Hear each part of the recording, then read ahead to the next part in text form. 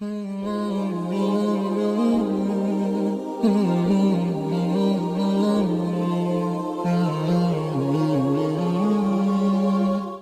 kabar kalian semua? Semoga sehat selalu dan dilancarkan rezekinya. Kami Ahsanal Kalam memberikan konten tentang tokoh-tokoh Islam. Biografi pertama yang kami sajikan yaitu tentang biografi Abu Nawas. Selamat menyaksikan dan jangan lupa aktifkan subtitel YouTube kalian. Nama asli Abu Nawas adalah Abu Ali Al-Hasan bin Hani Al-Hakami. Dia dilahirkan pada 145 Hijriyah, atau 747 Masehi, di kota Afas di negeri Persia, Iran sekarang, dengan darah dari ayah Arab dan ibu Persia mengalir di tubuhnya. Abu Nawas merupakan seorang pujangga Arab dan dianggap sebagai salah satu penyair terbesar sastra Arab klasik. Abu Nawas juga muncul beberapa kali dalam kisah 1001 Malam. Ayahnya, Hani Al-Hakam, merupakan anggota Legiun Militer Marwan kedua. Sementara ibunya bernama Jalban, wanita Persia yang bekerja sebagai pencuci kain wol. Sejak kecil ia sudah yatim. Sang ibu kemudian membawanya ke Basrah, Irak. Di kota inilah Abu Nawas belajar berbagai ilmu pengetahuan.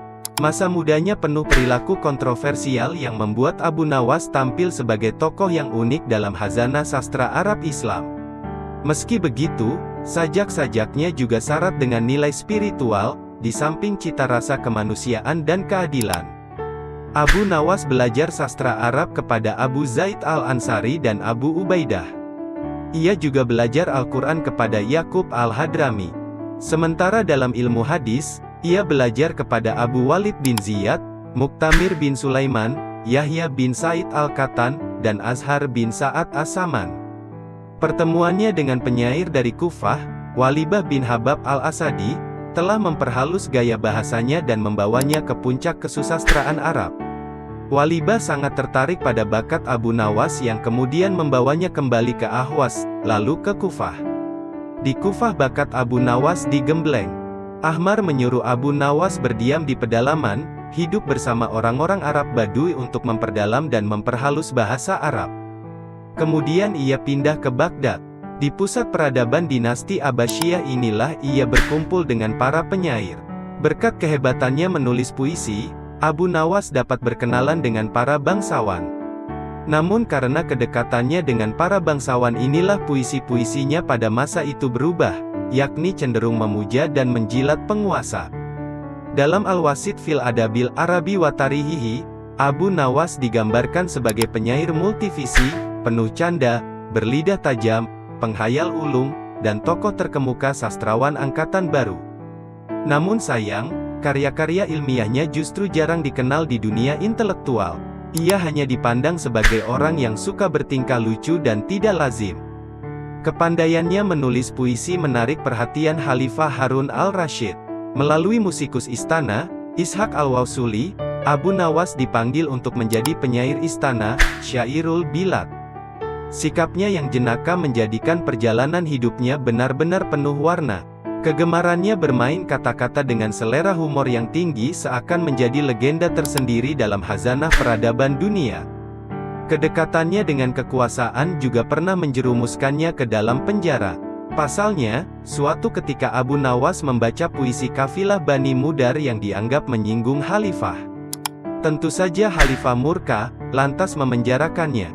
Setelah bebas, ia berpaling dari khalifah dan mengabdi kepada Perdana Menteri Barmak. Ia meninggalkan Baghdad setelah keluarga Barmak jatuh pada tahun 803 Masehi. Setelah itu ia pergi ke Mesir dan menggubah puisi untuk gubernur Mesir, Hasid bin Abdul Hamid al-Ajami. Tetapi, ia kembali lagi ke Baghdad setelah Harun al-Rasyid meninggal dan digantikan oleh Al-Amin. Sejak mendekam di penjara, syair-syair Abu Nawas berubah menjadi religius.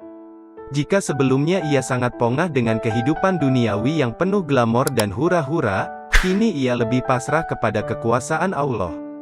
Memang, pencapaiannya dalam menulis puisi diilhami kegemarannya melakukan maksiat.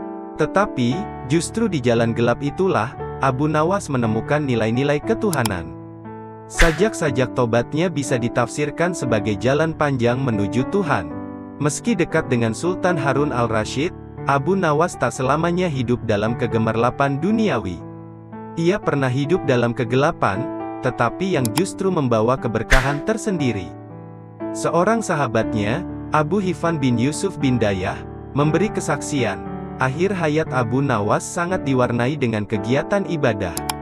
Beberapa sajaknya menguatkan hal itu. Salah satu bait puisinya yang sangat indah merupakan ungkapan rasa sesal yang amat dalam akan masa lalunya. Mengenai tahun meninggalnya, banyak versi yang saling berbeda. Ada yang menyebutkan tahun 190 Hijriah atau 806 Masehi, ada pula yang 195 Hijriah atau 810 Masehi, dan 196 Hijriah atau 811 Masehi. Sementara yang lain tahun 198 Hijriah atau 813 Masehi dan tahun 199 Hijriah atau 814 Masehi. Konon Abu Nawas meninggal karena dianiaya oleh seseorang yang disuruh oleh keluarga Naubahti, yang menaruh dendam kepadanya. Ia dimakamkan di Shunizi di jantung kota Baghdad. Demikianlah biografi Abu Nawas yang kami sampaikan. Nantikan biografi tokoh Islam selanjutnya di channel kami dan jangan lupa like, komen dan subscribe-nya untuk membantu perkembangan channel kami.